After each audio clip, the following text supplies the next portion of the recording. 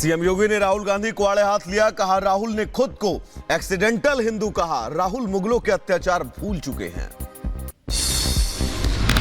असम के चिरांग में सीएम हेमंता बिस्वा शर्मा ने जनसभा को किया संबोधित। जनसभा के दौरान सीएम ने लोगों के साथ डांस भी किया और कहा कि असम में बहुत अच्छे तरीके से चुनाव हुए। 14 सीटों में से हम लगभग 13 सीटें जीतेंगे। बिहार के डिप्टी सीएम सम्राट चौधरी का तेजस्वी यादव पर हमला, कहा अपने उम्मीदवारों की जमानत बचाएं, बिहार से उनका सूपड़ा साफ हो जाएगा।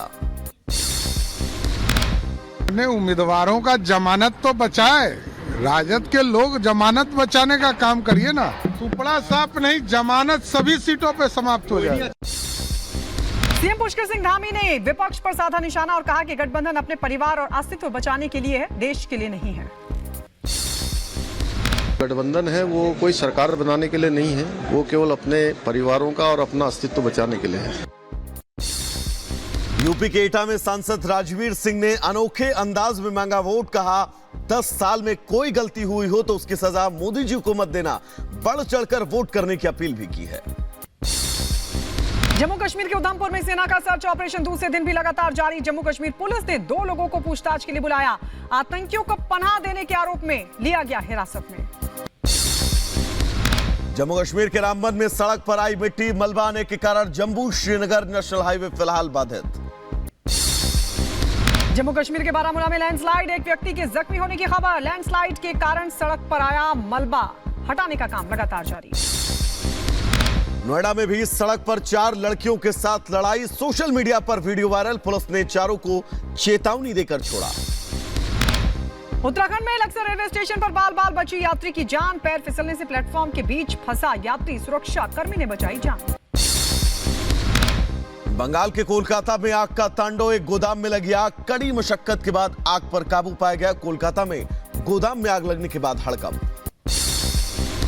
उत्तर प्रदेश के देवरिया में ट्रक में अचानक से लगी भीषण आग, आग देखकर लोगों में मची अफरा तफरी, कड़ी मशक्कत के बाद दमकल कर्मियों ने आग पर पाया काबू। छत्तीसगढ़ के बेमेतरा में हुई दुर्घटना में मरने वालों की संख्या बढ़ी, हादसे में 9 लोगों की मौत जबकि 22 लोग घायल। दिल्ली के प्रगति मैदान टनल में हुआ हादसा, बाइक फिसलने से एक पुलिसकर्मी की मौत, घटना का सीसीटीवी फुटेज आया सामने, पुलिस घटना की कर रही है जांच। और उत्तर प्रदेश के हाथरस में रोडवेज बस को रोककर उसकी छत पर युवकों ने किया डांस, घंटों तक लगा रहा जाम, युवकों का वीडियो वायरल।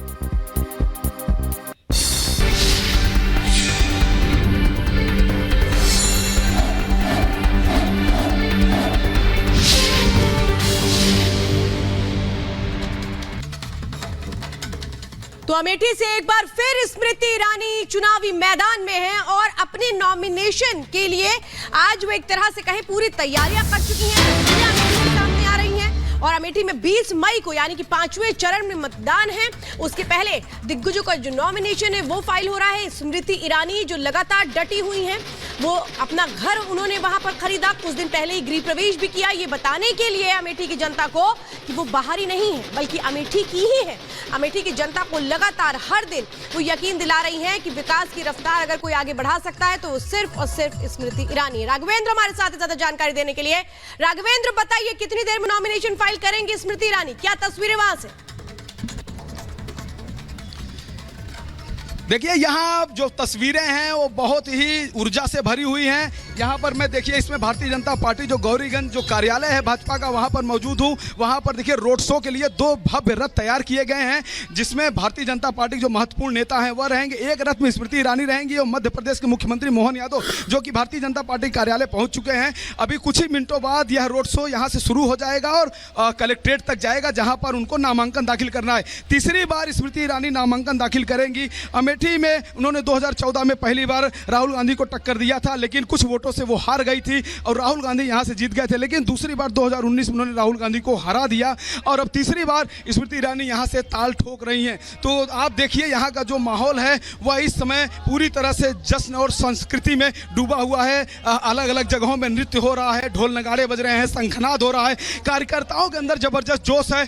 यहाँ पर कार्यकर्ता भी इकट्ठा हुए हैं, 3 रथ तैयार किए गए हैं आप देखिए। और स्मृति ईरानी के जो पति हैं वह भी यहाँ पर आ चुके हैं साथ में ही हैं, लेकिन चूंकि भारी भीड़ है, भीड़ के वजह से उन तक पहुंचना अभी मुश्किल हो रहा है। लेकिन जो माहौल है वह बहुत जबरदस्त है, एकदम जोश से लोग भरे हुए हैं। आगे एक डीजे लगा हुआ है और उसी डीजे में देखिए ये जो रथ है, इसी रथ में देखिए मोहन यादव, ये देखिए तस्वीरें, और यहाँ देखिए ये स्मृति ईरानी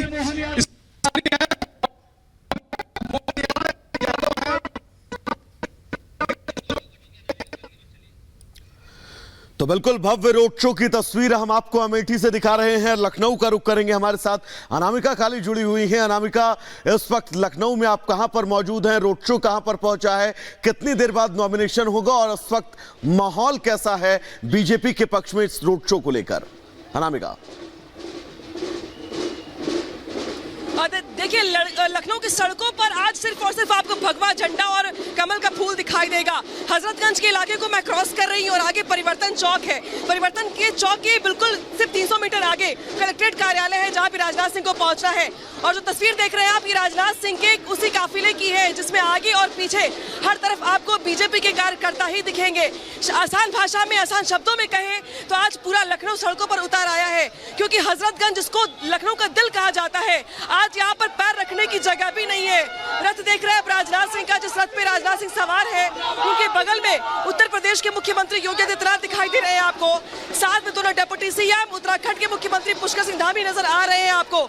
यानी कि एक बार फिर से राजनाथ सिंह ने जिस तरीके से यहाँ पर नामांकन भर रहे हैं, और आज जानकारी ये भी है कि राजनाथ सिंह ने हमेशा की तरह इस बार भी मुहूर्त को लेकर के यहाँ पर तय किया है और उस मुहूर्त में ही नामांकन होना है। इसी को लेकर के जो कार्यक्रम है उसके हिसाब से आगे बढ़ाया जा रहा है। और जिस तरीके से ढोल नगाड़े की थाप पर कार्यकर्ता ऊर्जा से भरपूर है। बड़ी बात यहाँ पर राजनाथ सिंह को यहाँ पर हिंदू हो चाहे मुस्लिम हो चाहे सिख या ईसाई, लखनऊ में हर तरह का वोट मिलता रहा है। इस बार भी कुछ ऐसा ही लगता है कि दरअसल बीजेपी का ये प्रयास है कि इस बार जो जीत का आंकड़ा है, जो जीत का मार्जिन हो, वो पहले से ज्यादा हो। लिहाजा इस बार ये कहा जा रहा है कि जिस तरीके से 2014 में 2 लाख के आंकड़े से जीत हासिल हुई थी, 2019 में 3,75,000 के आंकड़े से जीत हासिल हुई थी, 2024 में ये आंकड़ा 5 लाख के पार पहुंचे। लिहाजा यहाँ पे शक्ति प्रदर्शन के साथ साथ एक तरीके से पूरे लखनऊ को सड़कों पर उतारा गया है राजनाथ सिंह के यहाँ पे रोड शो के लिए। राजनाथ सिंह लोगों से अभिवादन कर रहे हैं। और अगर कार्यकाल की बात की जाए तो राजनाथ सिंह ने लखनऊ को बहुत कुछ दिया भी है। पहले लखनऊ के बहुत सारे इलाकों पर ट्रैफिक जाम की दिक्कत होती थी, तो इसको लेकर के जितने भी बड़े बड़े बाईपास बनाए गए या जो हाईवे बनाए गए, उसमें राजनाथ सिंह का बहुत बड़ा योगदान रहा। और शायद यही वजह है कि राजनाथ सिंह चूंकि उत्तर प्रदेश के मुख्यमंत्री भी रहे हैं, उन्हें इस बात का अंदाजा है कि कहां पर क्या दिक्कत है, लखनऊ को किस चीज की जरूरत है, लखनऊ के लोग समझते क्या है, चाहते क्या है, कैसा काम चाहते हैं। इसी वजह से राजनाथ सिंह को यहां से हर बार यहां की जनता ने चुनाव जिताकर भारी मतों से संसद में भेजा है। लेकिन इस बार चूंकि तीसरी बार नामांकन भर रहे हैं, तो जीत की हैट्रिक कैसे लगेगी, कितने की लगेगी, कितने मार्जिन से लगेगी, ये बहुत सारे सवाल है जिनके जवाब में आज ये रोड शो किया जा रहा है। और रोड शो के जरिए यहाँ पर जो बीजेपी के तमाम दिग्गज नेता इनको देख पा रहे हैं आप। और एक तरीके से बीजेपी के लिए ये सीट पारंपरिक सीट भी रही है, लिहाजा ये सीट बीजेपी के लिए प्रतिष्ठा की सीट भी है। अटल बिहारी वाजपेयी से लेकर लालजी टंडन जी से लेकर राजनाथ सिंह, सबने इस लीगेसी को लेकर आगे बढ़ाया है। लिहाजा प्रतिष्ठा दांव इस लिहाज से भी लगी हुई है कि ये जो बीजेपी के लिए सीट है, अब वो कितनी इस बार मुफीद साबित होती है। आप लोग बताइए, कहाँ से आए आप लोग? कहाँ से आए आप लोग? कानपुर से आए हैं? जी शामिल होने कानपुर से मैडम राजनाथ सिंह को जिताने भारी मतों से जिताएंगे। 400 पार कराएंगे, 400 पार कराएंगे। आपकी बार सरकार 400 पार, भारतीय जनता पार्टी जिंदाबाद। आपकी बार 5 लाख पार, 400 पार, 5 लाख पार, आपकी 5 लाख पार, राजनाथ सिंह 5 लाख पार। यहाँ पे आपकी बार 400 पार और आपकी बार 5 लाख पार। जैसा मैं पहले भी कह रही थी कि इस बार राजनाथ सिंह की ओर से जो दावा किया गया, वो कहा गया है कि लखनऊ से इस बार 5 लाख के मार्जिन से जीत हासिल करने को लेकर प्रयास है। और देखिए, इसी तरीके से कुछ लखनऊ की सड़कों पे आपको हर जगह फूल बिखरे हुए दिखाई देंगे और बीजेपी के झंडे के साथ आपको ये पूरे के पूरे आज इलाके जहाँ पे आपको तिल रखने की जगह भी नहीं मिलेगी, क्योंकि आज की ओर से जो दो प्रत्याशी हैं, राजनाथ सिंह के साथ आज कौशल किशोर का भी नामांकन होना है, जो कि मोहनलालगंज सीट से सांसद रहे हैं कई बार और केंद्रीय मंत्री भी रहे हैं, इस बार भी चुनावी मैदान में है।